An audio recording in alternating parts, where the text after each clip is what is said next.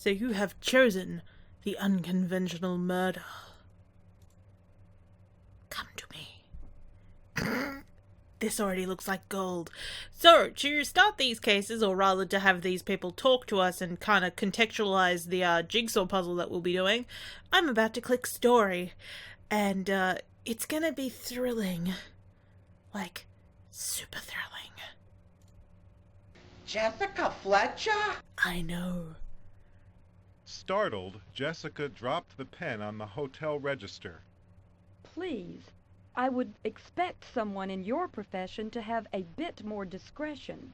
No, You're the famous murder mystery writer, aren't you?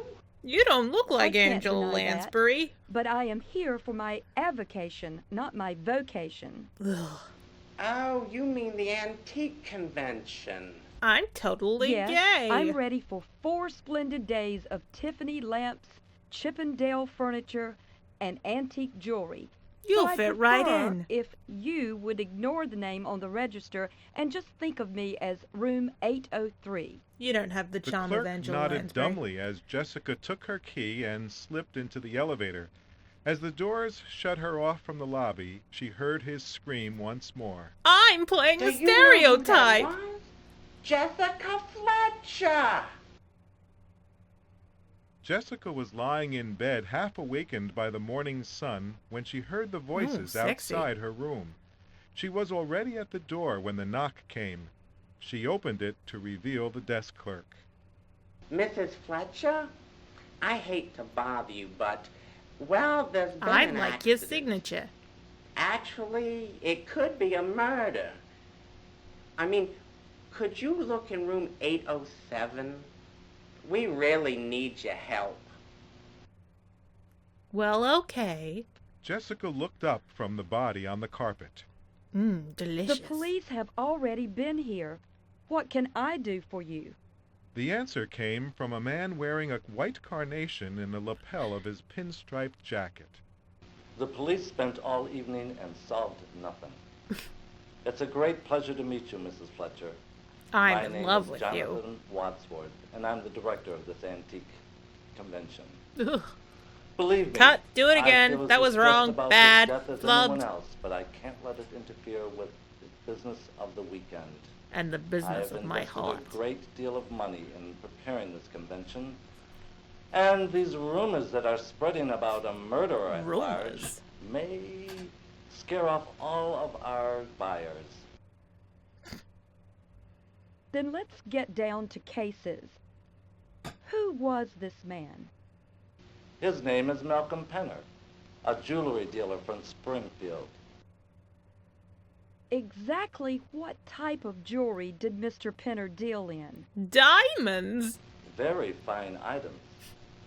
Nouveau one-stones, Wallingford brooches, gold I know coins, what words Igor mean. watches, and gold bracelets, like the one on the floor near the jeweler's loop. Ugh, you're drunk. I see.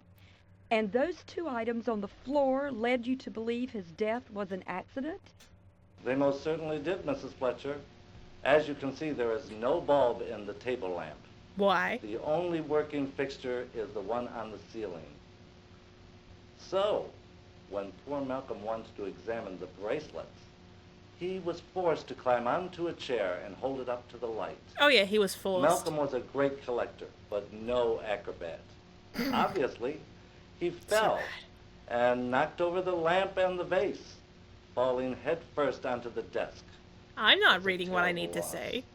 He was the second most respected authority in the field. And who would be the most respected authority? That Me. would be me, Mrs. Fletcher. Ugh. And I'll be your gigolo Jessica tonight. turned to the desk clerk.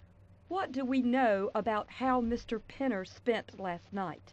Well, he checked in about an hour before you did. And there's not much more except for the coffee he ordered about dinner time. He asked room service to Delicious. leave it outside the door. Jessica wandered into the bathroom. She felt the inside of the bathtub and noted that it was bone dry. Moist. She then went to the sink, which was a little moist, and Ugh. glanced at the bar of hotel soap. It was unused and still neatly wrapped. Jessica returned to the room. And what about you, So lady? the last person Mr. Penner spoke to Would probably have been me. I'm a Southern Belle. My name is Naomi Penner. That's right, Mrs. Fletcher. I'm I a am Southern Mrs. Belle. Malcolm Penner. Currently estranged and soon to be divorced, but I guess all that's moot now. Moat. It's and a you moat say point. that you visited Mr. Penner last night? I called his room last night, hoping to have dinner with him, but he said he wanted to be alone. And when I called again later in the night, there was no answer. So I guess he was just destined to spend his last evening alone. Or it was already dead. If you don't mind, Mrs. Penner, would you tell me if you felt your marriage was unsalvageable? Actually, Mrs. Fletcher, I That's thought it might impolite. still have a chance. Malcolm might have thought so too, but he was too preoccupied with this darn convention to see me last night. I'm sorry, Mrs. Penner. I can't change what has happened, but perhaps I can find the guilty party. And I can find a Jessica pointed necromancer. to the desk clerk. Have you or anyone who is not in the room stepped into the area where the body fell? No. No. The maid who found the body didn't go near it, and the police, well, they roped it off as soon as they arrived. Seems strange, doesn't it? Jessica scanned the faces of the people in the room for any reaction. What? What's strange? You didn't use a green dealer screen. On an important sales trip with only one sample? Maybe he was just buying. You know, people do that. No, I don't think so. I think he had many valuable things to sell. Things that one of you felt were worth enough to kill him for. One of us? Yes. You dropped your Yes. accent. Someone came up to this room last night to have coffee with Mr. Penner. I can only speculate on what happened next, but I now know how it all ended. And Jessica who did Fletcher it? turned to the policeman guarding the room. Officer, arrest this person for murder. How did Jessica Fletcher know that Mr. Penner had not been alone? I don't know. How She's did psychic. Jessica know which suspect had been near the body? The answers to these two questions are both contained in the puzzle picture. Yada da After da you da. have put the puzzle together, look it over carefully and reread the story before you decide on your answers. Are you done now? Is it done? So we can do things such as like we can look at the text, because you know that's all exciting and you know it's what everyone really wanted to read, like very fine items. But I think we're just gonna go moot. We're just gonna go straight to the puzzle because that's the exciting bit. Although you don't have to sit through this entire thing being solved. I'm just gonna do it. And you get to see it time-lapsed, nice and sped up. So, yeah.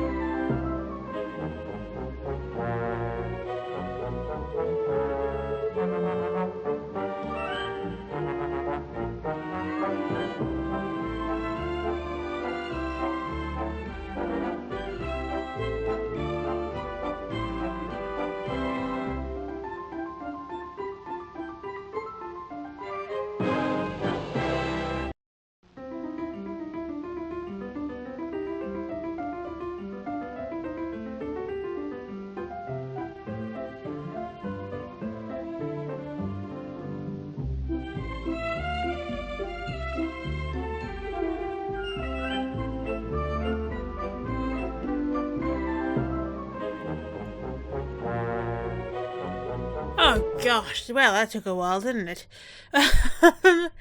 But basically, we have now that our picture is complete. We can see, for one thing, there were 2 cups.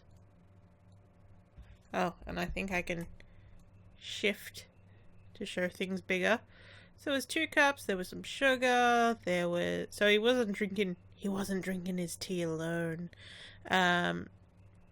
We've got a broken vase, we've got some earrings by the look of it. He's wearing a watch, he's got a bracelet on the ground, which looks a bit weird, but okay. The lamp's over. Obviously that mirror's been removed. There are matches. There are candles. He could have lit anything at any time. So, solve. So, of course, who do we think it is? I think it's Creepy Man. You're right. You named the murderer. Yay, I'm right. How did Jessica solve it? Jessica? Jessica? Oh, here we go. The murderer was Mr. Jonathan Wadsworth. I mistrusted him from the moment I first saw him. Well, it was creepy, He so had yeah. tons of charm, but not 1 ounce of sincerity.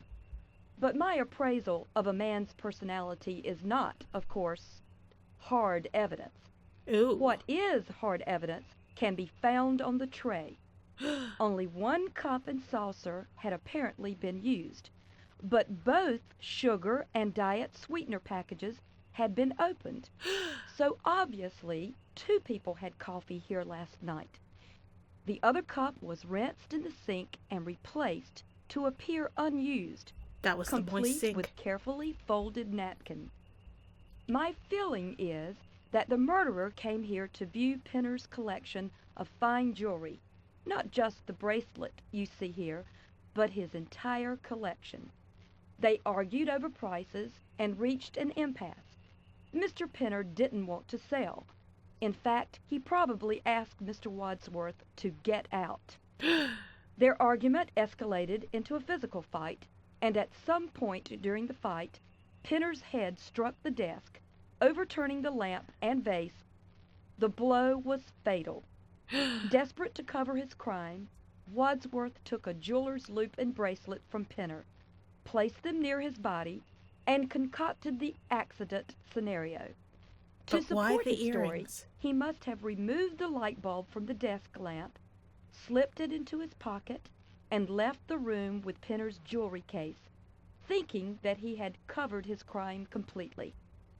But what he didn't realize was that he was leaving behind his admission of guilt. With sugar. A couple of white flower petals lying among the pink Oh, flowers white from the petals. vase. Petals that matched the flower in Mr. Wadsworth's lapel and could only have been left by the murderer. So now you can continue with your weekend. As for me, I've had enough. I think I'll cut this vacation short and I'm go going straight home. to my study, where murder is just a 6-letter word. Oh, that's the worst thing I've ever heard, Jessica. So, yeah, we're gonna head back to, or it's just gonna close. As amazing as that. So I'll see you guys soon for the next case of Murder, She Wrote Jigsaw Edition. Wahaha.